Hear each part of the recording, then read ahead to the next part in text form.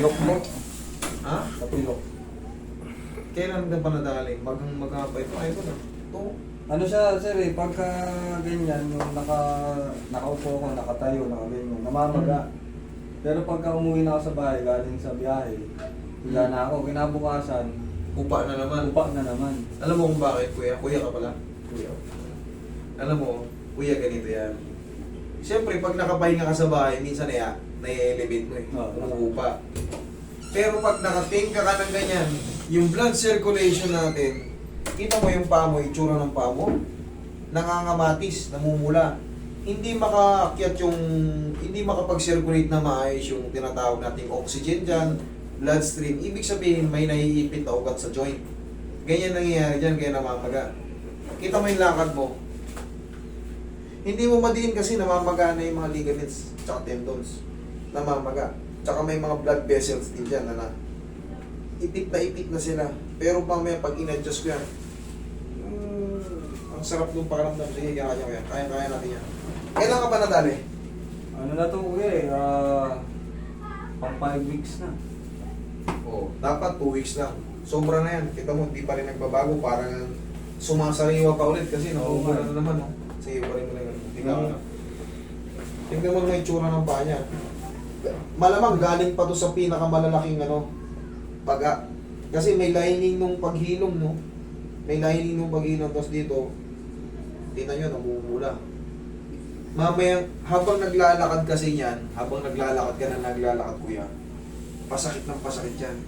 Pero pag nakapahinga ka, na-island mo na gano'n, pagising mo na sa umaga, parang normal na naman. Opo, Pero pag pumagod ka na naman, ko. pag pumagod ka na naman, yun at yun.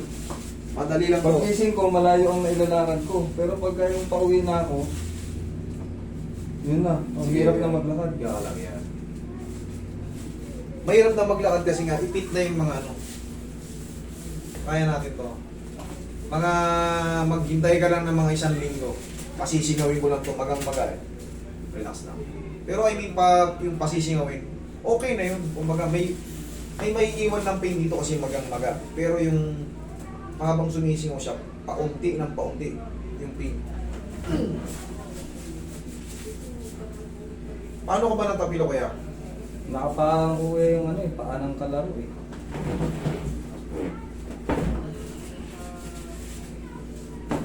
Thank you.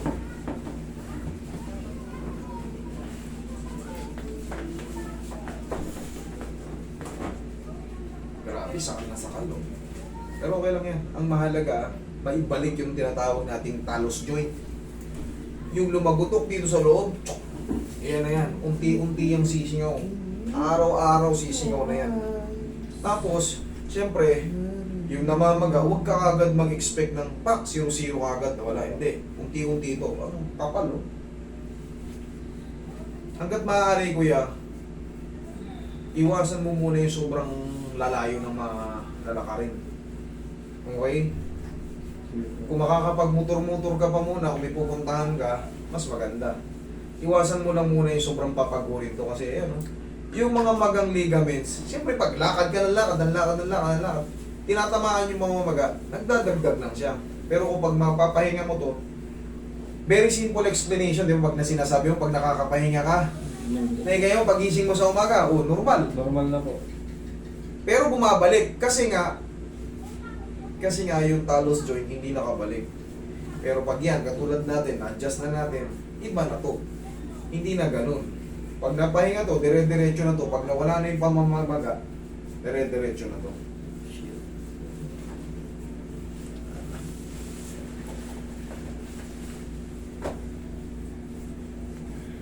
Tsaka mamaya mararamdaman mo, may pain pa pero humina na siya. Hindi na siya kagaya nung kaganina.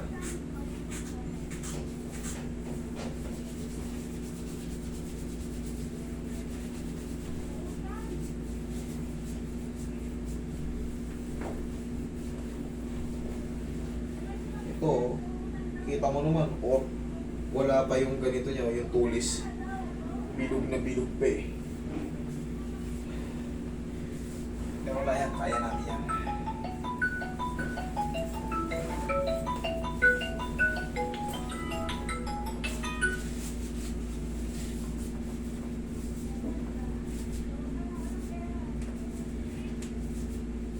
Last but not the least, ulit pa yung tissue. Tissue. Relax lang, malalabahan ko yan. Thank you. Testingin mo yung tapa ko yan. Obserbahan mo yan.